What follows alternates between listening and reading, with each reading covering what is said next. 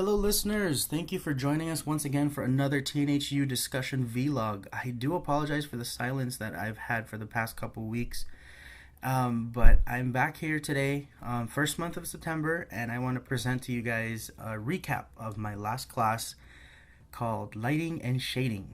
So I'm finally back into Maya again, and this time we're learning to manipulate lighting, materials, and texture mapping. So, as simply as I can put it, this month was pretty crazy. The subject matter was fun, but the class was just poorly organized. So it's a good half and half. So prepare for some of my ranting today. I'm gonna have a few parts of that throughout the vlog today. So first off, I wanted to suggest follow along with me with my blog post, since I'll be referring back to the pictures of my submissions that's posted on there. So let's get into this month's Full Sail University or FSU class recap. And now, if you're new to this part of Maya or are following along with my progress, just keep in mind that you need to set a good amount of time to render your scene. This can take as far as a few hours or as little as a couple minutes, depending on what kind of scene you're trying to render. Now that the disclaimer is out of the way, what did we do for week one? We have render settings, mental ray, introduction to mental ray, and learning our different kinds of lights. So our first assignment was actually pretty simple. We mess around with render quality settings, and that's where we pick one of the reference images or two of the reference images that we have provided to us, and find one of our own. So we're supposed to go ahead and match the lighting for these specific scenes, and it's fairly simple. It's just a matter of adding 1, 2, 3 to the overall quality of the entire scene, depending on which scene I picked. And the Maya scene is actually already set up for that specific thing, except that they turned down all of the quality settings. So you just have to match the reference to what the scene is like. So it's pretty straightforward. As for the custom personal reference that I chose, it's the one with Carol from The Walking Dead inside the kitchen. I went ahead and chose that and just took a nice render of the kitchen from that specific angle. So the second assignment, we're learning about lighting, the specific lights that are available to us to Maya, and that's the area light, the point light, the directional light, and the spotlight. Now, the directional light is fairly simple. It's pretty much like something that you would use for sunlight, for moonlight, any natural ambient light that comes just from one direction towards the other, and it just literally fills the entire space. Now, point lights are something that you would use in regards to like candles or candle lights or candle flames, light bulbs, and the such, and that's usually what you use point lights for. And I'll let you guys know in my third week, I think, when we get to week 3, I had a couple issues with my point light, and I'm not sure why. And my professor was kind of, a little bit unfamiliar with why I'm having that. But anyway, so area light is something where usually this is as far as our assignments have gone, it's usually an accent light. Usually this is what they use for key lighting when it comes to photography, or area lighting on the side, where you just kind of want to add a little bit of shimmer to the edge of your object or your subject. And finally, spotlight. Spotlight's pretty simple. It's just literally like a flashlight where it points towards that specific spot and just illuminates that spot. So for this week, we ended up choosing 1 of 4 for each of the lights, 1 of 4 references to match actually for each of the lights. So we go ahead and go through this, and as we tried our best to match as much as we can.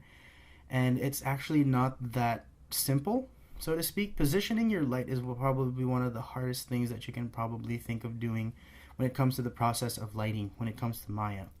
Because first step will be choosing the light, obviously, and positioning it. So you have to choose the exact position. You have to see that the shadow is being cast the right direction, the right amount, the right distance, the right angle. And then you can mess around with the noise settings. In other words, the shadow softness and the render settings. So that's where the procedure kind of goes towards. It doesn't sound as complicated as that, but it takes some time to kind of fiddle around to get the positioning right. So anyway, that was week 1. So week 2, we're learning how to set up lighting in a scene and apply light linking. Now, light linking is actually something that I enjoyed learning because of the fact that it's a way to kind of cheat lighting in general. What it is you can choose a specific surface or object that the light does not touch. So in other words, it goes through it. So for the first week's assignment, the Cornell Rabbit, it uses 3 different lights: a key light from the front, the area light on the side, and the rim light from the back. And if you notice that the rim light is actually pretty sharp. And what it is it's because we use a spotlight from behind the rabbit pointing towards it. And what it is we, if you think about it, the spotlight should be hitting the ground, but instead we don't, because we remove the light linking properties of that light to the floor. So it goes through the floor. So in other words, it only hits the rabbit. So that's how it is, and that's what light linking is. So the first time I did this, disclaimer, this is my second time taking this class. I had to withdraw from the first time back in June due to family issues. But anyway, the first time I did it, it was kind of hard. Even the second time, it was kind of difficult because matching to the reference, even if they give you the step-by-step reference, it's, for some reason, you can't seem to get the exact positioning of the rim light for some reason. And you can actually see it if you look really close at the Cornell Rabbit reference that I have compared to the submission that I gave out. So anyway, my custom reference uses a 2-light combo, and this is just a key light and a backdrop light. And so I did a spotlight to the background, so you can go ahead and see that it's kind of, blasting light all the way through the back of the rabbit, and then an area light right in front of the rabbit's face, just to emphasize the face of the rabbit. So for this assignment, we pretty much particularly tweaked the light placement and shadow softness. So these are the 2 things, that we're emphasizing from as an extension to what we learned the latter part of week 1. So anyway, the second assignment is interior lighting for day and night scenes. Now, the cool thing about this is it's an entire scene now. So we're working around actually filling the entire scene with lights, and they've suggested light positioning and light choices to match the reference, obviously same as before, which is a common theme through this whole class where we match references. So anyway, we're supposed to light a day and night interior scene, and I did have a little bit of issues with the nighttime point lights. For some reason, I couldn't mess around with the shadow quality for this, so I had to leave it as hard as it is. If you notice that that lamp casting, the 4 light bulbs casting shadow on the lamp on the floor, you'll notice that it's a little bit intense. This was also the week where we kind of fiddle around with light decay. This is, now that I understand it, is there's 4 different settings, and the 2 main ones that you want to mess around with is linear or quadratic. Linear pretty much says that the whole world is lit by this one light. This light will never decay, and it'll keep going and going and going. Quadratic replicates real life light decay. So in other words, this is one or the other is what you're going to be needing depending on what light you're using. So that's the cool part. I did end up messing around a lot more with the light settings and then the week after.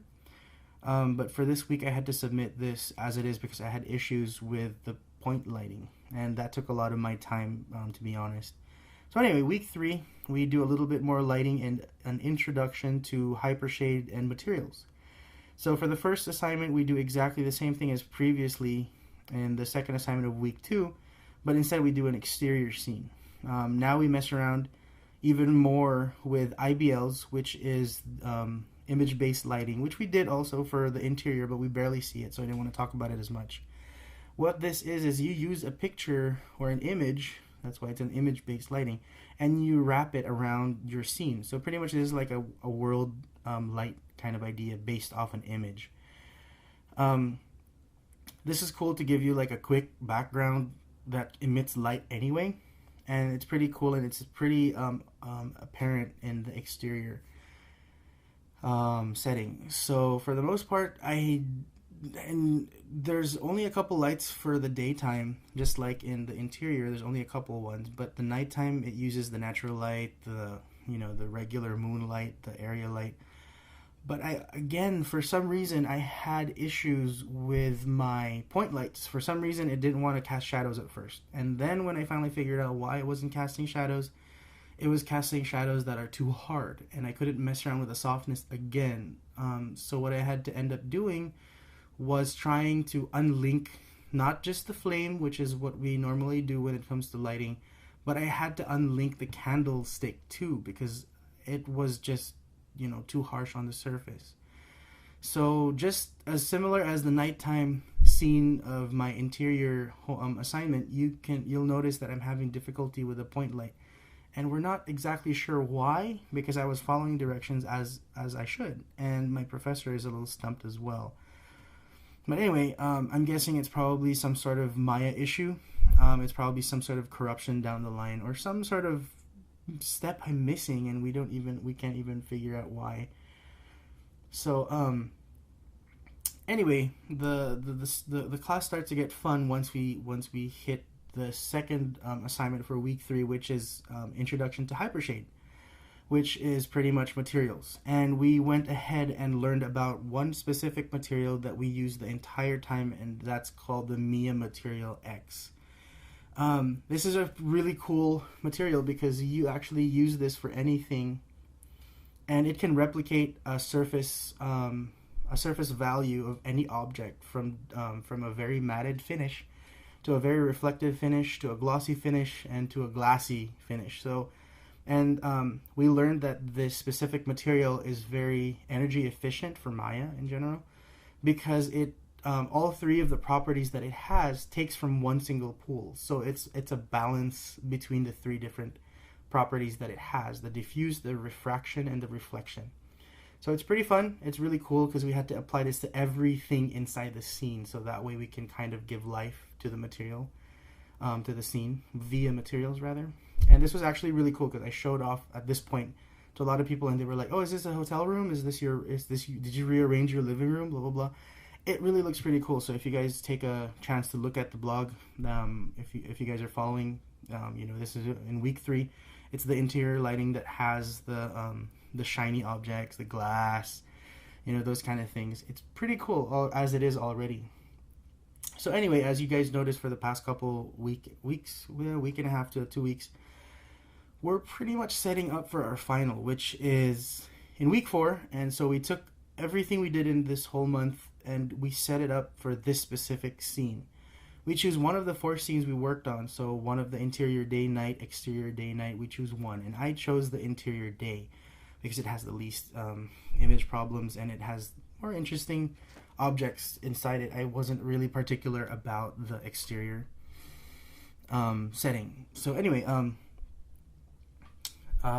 we went ahead and learned how to project images on objects. So if you could notice inside the final piece that I submitted, you can see that there's a AAA logo on the thermos and the stain on the couch, which I had to add some transparency so it kind of looks like it bled through.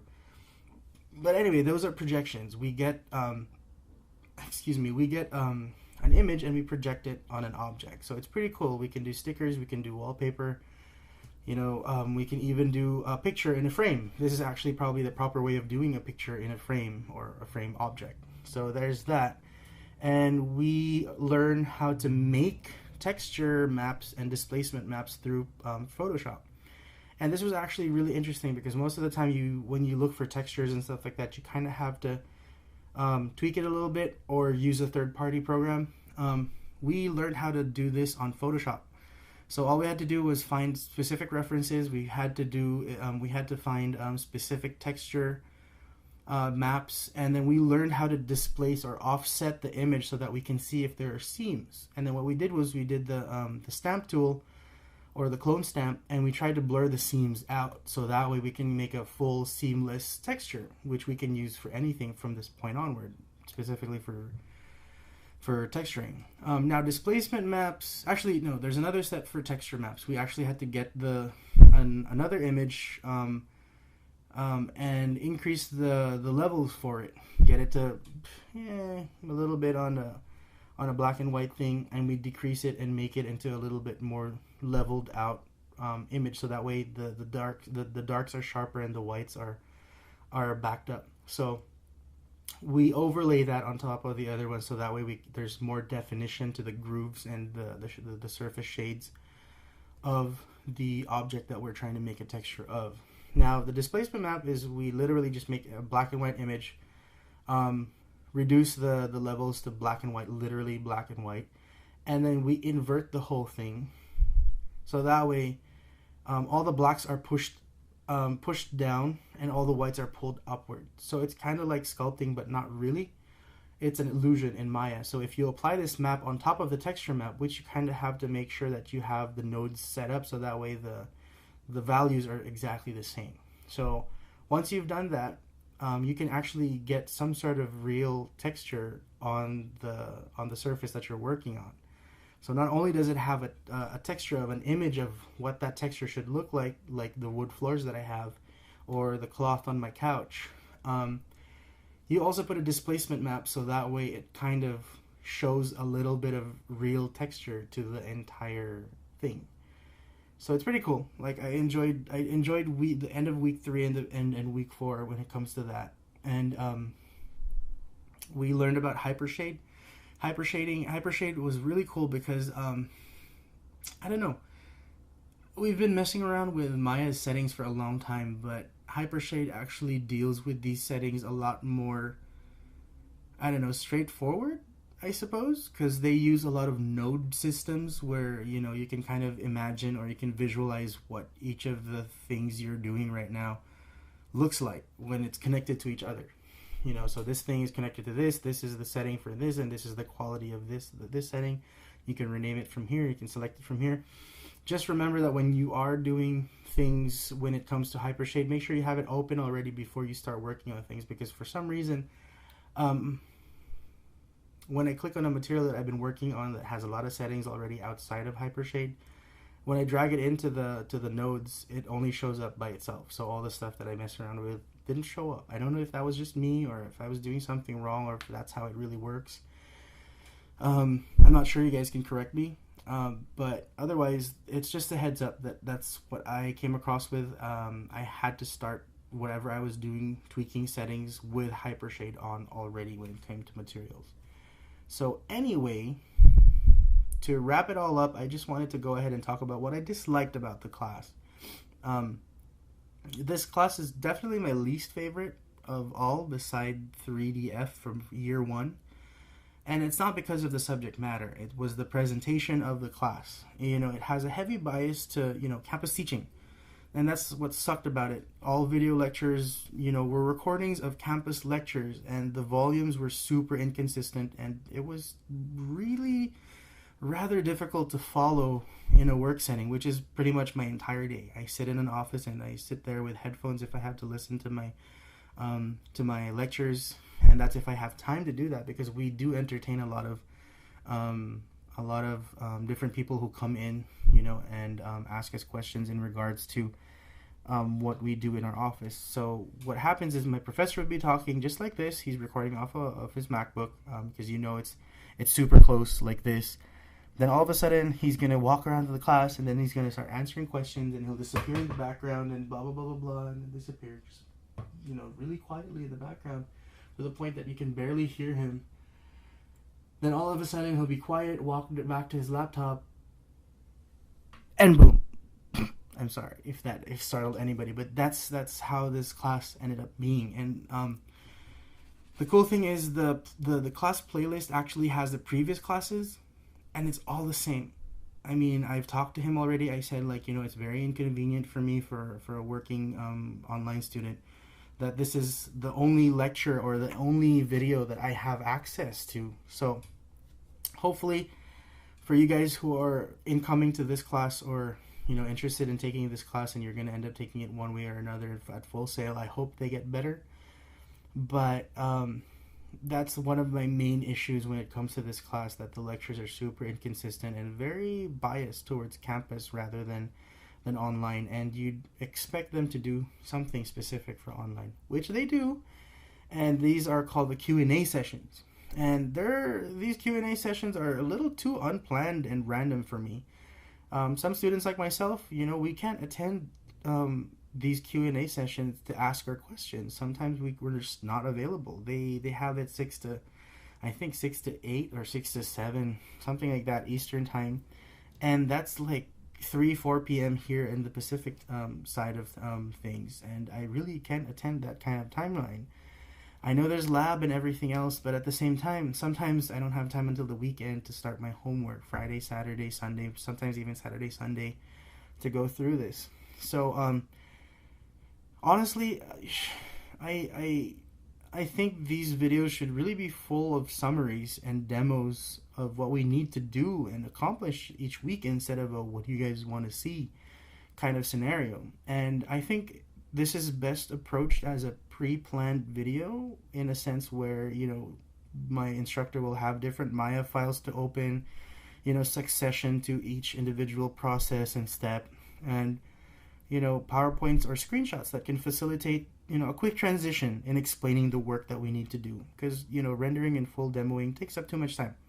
The first time I took this class back in June, I remember we wasted a good 2 hours just because we were trying to render something, and he was like, oops, I forgot to turn the render setting quality down, so now it took us 20 minutes to render something. And then it got to the point where, I forgot how to do something, well, whatever, let's move on to something else, that kind of thing. So I wasted 2 hours sitting there just, and I went out with no information whatsoever. So these are the kind of things that I want to avoid in the future, if at all possible, if you guys are listening to this, Professor Bergsby. Anyway, I can totally say that this class is definitely biased towards campus, and they think they can get away with hitting two birds with one stone here. And it's a good example of a common flaw of Full Sail Online. And I know a lot of it is work in progress, but you'd think they've polished, their game plan before asking us for so much money for tuition fee, right? But whatever. Anyway, so I think that's it for this week. So stay tuned next month for a quick recap. This month's class is college math, so it's a little weird. I'll tell you guys all about it next week. I've gone through 1 week of it already, and it's a little bit on the weird side, so I'll catch you up on it in my next recap. And just so you guys know, I haven't told you guys this out in the open yet. If you have any questions, or if you want to know more about certain procedures I covered from this class, don't hesitate to ask. I want to answer those questions to the best of my abilities, and you guys are going to help me staple down what I learned, and I'm helping you in the process. So please, please, please ask anything that I can help with in regards to, for this specific class, texturing, hyper shading, at least basics of them, materials, Mia Material X if you want to learn how to do that, render settings, stuff like that, lighting positions, different kinds of lighting. I can go ahead and help you guys with that with the best of my abilities that I learned from this class. Obviously, I'll do, one point in time, I'm going to do a full recap of my entire 1 year, so you guys can catch up to what I should know, so that way you guys can know what to ask me from that point onward. So again, please, please, please ask me anything that I can help with if you're following through with my Maya endeavors. So, as always, stay tuned and chime in where it counts. Next week is already the end of the first week of September, and this month is already starting with tonight's Destiny 2, Knack 2, and Friday's Monster Hunter Stories. So this month's going to be packed with cool content. So look out for us, and also look out for our Looking Ahead episode for November in a couple weeks. So until then, have a great evening, guys. Good night.